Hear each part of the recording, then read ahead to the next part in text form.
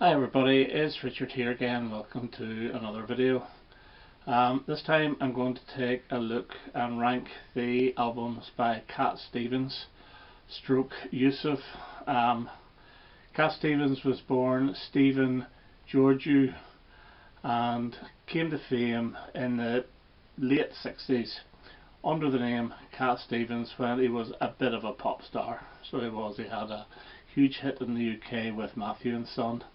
He released a couple of pop albums, and then he suffered from tuberculosis, and while he was in hospital he took an acoustic guitar and started writing a lot of songs completely different to the ones he was performing, although there are hints of the sort of folk songs that he was getting into in the first two albums, which we'll come to. And then he produced three absolute classic albums and carried on producing pretty good albums until he retired in 1979. He then came back again in 2006 and has since, under the name Yusuf, he's now called Yusuf Islam, he released 4 albums. Now the reason he retired was he wanted to devote himself to his faith of the Islam religion. So okay, we'll start off. He had 15 albums, pop albums. Now he has released a lot of religious albums which I've never seen, heard, nor do I want to. So we'll look at these 15 pop albums. Some of these are CDs, by the way, because they don't have vinyl. Some of them were never ever released on vinyl either. Okay, so starting off at number 15, and I think his worst album, and it was his last album before he retired, and this is from 1978, and this is Back to Earth. Now that is a gorgeous cover. So it is, but unfortunately the contents aren't very good. There's nothing dreadful in this, it's just an extremely bland album, and I think this was almost like a contract filler. So I don't know, there's a few decent songs like Just Another Night, Last Love Song and Never, but generally speaking it's not very good, and it's very middle of the road, very pedestrian. There's no life in it at all. So this is my number 15, Back to Earth from 1978. Number 14, and the one before it, from 1977, and this is It So? A couple of instrumentals on this, Cypress and Was a Dog a Donut. Generally speaking this is okay, and it's very mixed. It's not the one same style throughout. Like the single from this was Remember the Days of the Old Schoolyard, which was a minor hit and features Elkie Brooks prominently on backing vocals. I Never Wanted to Be a Star is a nice tune, but it's a little bit syrupy. But yeah, it's okay. Killing Time, Life, they're not bad songs, but the spark wasn't really there. He was trying to be a little bit different, and I applaud him for that. But the overall results weren't that great, so that's my number 14. Number 13, and I'm going to give it to his debut from 1967, and this is Matthew and Son, and this includes the huge hit Matthew and Son and the minor hit I Love My Dog. It also includes the song Here Comes My Baby, which was a big hit for the Tremolos. I think it was the Tremolos.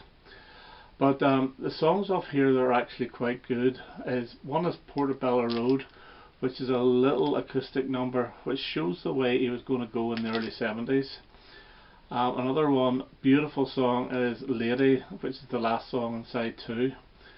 And there's another one here that I really do like, I Found a Love, which is a really good pop song. It's not a bad album, it's of its time, it's got that 60s feel to it. So that gets my number 13. Number 12, and I'm going to give it to the follow-up, and this is New Masters. Now there was no big hits off this. Kitty was the single, and it's not a bad song, but generally speaking this is a slightly better album. It also features The First Cut Is the Deepest, which was a huge hit for Rod Stewart and a pretty big hit for Sheryl Crow. Blackness of the Night is another song which showed the way it would be going in the 1970s, very acoustic based. The Laughing Apple I think is a really great fun, but it is pure 1967. It is very whimsical, put it that way. Yeah, Northern Wind is another one that's beautiful as well, and that's very acoustic. So this is not a bad album, slightly better than his first. So this is New Masters, and I'll put that at number 12. And from 2014 we have Pelham Im Gone, which is a 10-track album. As you can see in the hype sticker there, you'll see Cat Stevens. I think they started putting Cat Stevens on the albums to try and make them sell more. 10 songs, half of them are cover versions. It does a version of You're My Sunshine, which I'm not keen on. I do like the song. Brian Ferry does a wonderful version of that. The song Tell 'Em I'm Gone is the same song that the Notting Hill Bullies did, and they called it Railroad Work Song, which again, it's not bad. I Was Raised in Babylon's quite good. Cat and the Dog Trap is probably the best song off this, and it's the most reminiscent of Cat Stevens. I like it, but it's my least of the 4 new ones. So that's Tell 'Em I'm Gone at number 11. Number 10, I'm going to give it to his last album, and this is The Laughing Apple. Now this features a lot of songs that are re-recorded. Like there's 4 songs from New Masters off this. So we have Northern Wind, Blackness of the Night, The Laughing Apple itself, and the other one, I'm So Sleepy. But I like the versions of these. His voice is a little bit deeper and they sound great.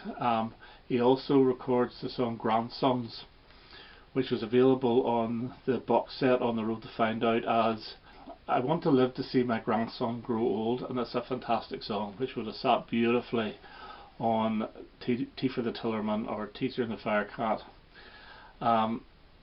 See What Love Did to Me, another good song. It's a good album, but the fact is a lot of it is re-recorded. 5 in particular, as I said. Mary and the Little Lamb was nice, and Mighty Pieces is a nice song. It's a good album. So that's my number 10. Number 9, and from 2006, and we have The Return, Another Cup, and as you can see there's no mention of Cat Stevens on the CD at all. This is a mixed bag. Midday Avoid City After Dark is one of his best ever songs. In the End is absolutely beautiful. There Is Peace is an absolutely beautiful song as well. Now there's a couple of songs that he's re-recorded. I Think I See the Light originally came from Mona Bone Jacqueline, and Heaven Stroke Where True Love Goes is taken from the Foreigner Suite. It's a good album, it's really well recorded, it's enjoyable. So that gets my number 9. Number 8, and from 2009 we have Road Singer, and as you can see there's another hype sticker saying Cat Stevens. The song Road Singer is absolutely wonderful. This Glass World is quite a funky little number that goes into Road Singer. The Rain is another beautiful song. Welcome Home. This is a very strong Cat Stevens album, and it's up there with his early to mid 70s work. So that's my number 8. Number 7, and from 1975 we have Numbers. Again, there's no hit singles off this. Ban Apple Gas was the single, but Land of Free, Love and Goodbye is absolutely beautiful. Home is a gorgeous piano number. Whistle Star is a great little number, and Drywood's a great song. It's one of those albums that you listen to and it immediately rewards, but you can get a wee bit sick of after a while. But I still enjoy it, and that's my number 7, is Numbers. Number 6, and from 1974 we have Buddha and the Chocolate Box. The beautiful Oh Very Young is on this. Sun C79 is great. King of the Trees, Ready, Home in the Sky, again it's a good album from Cat Stevens. Maybe a couple of the melodies aren't as strong as in albums higher up, but it's still excellent, and Oh Very Young stands up against any Cat Stevens song. So It's my number 6, put it in the chocolate box. Number 5, and some people may think I've got this a little bit too high, but I love this album. I've shown this before. This is Foreigner. Side 1 is taken up with Foreigner Suite, and it's absolutely wonderful. The Hurt is the single, didn't chart, but it's a great number. How Many Times Later, 100 I Dream, and that's the album. 4 tracks on side 2, 1 track on side 1, but it's a really strong album, and I give him credit. He changed his direction after 3 albums plus the 4th album, which was in similar vein to the first 3. He went totally out and became a little bit more funkier. So Foreigner is my number 5. Number 4 is Catch Bullet 4 from 1972, and this features the hit single Can't Keep It In. The piano ballad, look at the songs here. Sweet Scarlet is absolutely beautiful, as is Silent Sunlight. Now it opens with Sitting, which featured on its greatest hits album.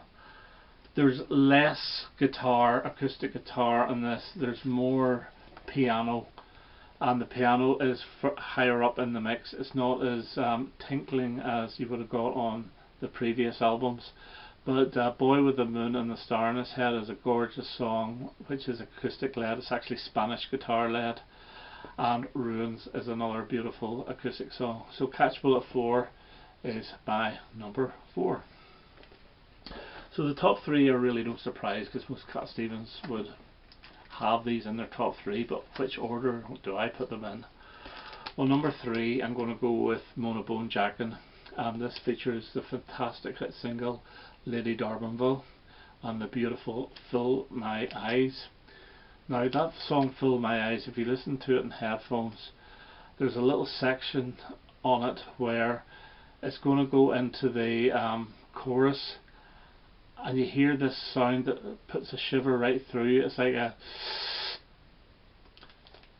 and it makes the song for me. I always wait for that, and it always gives me the shiver.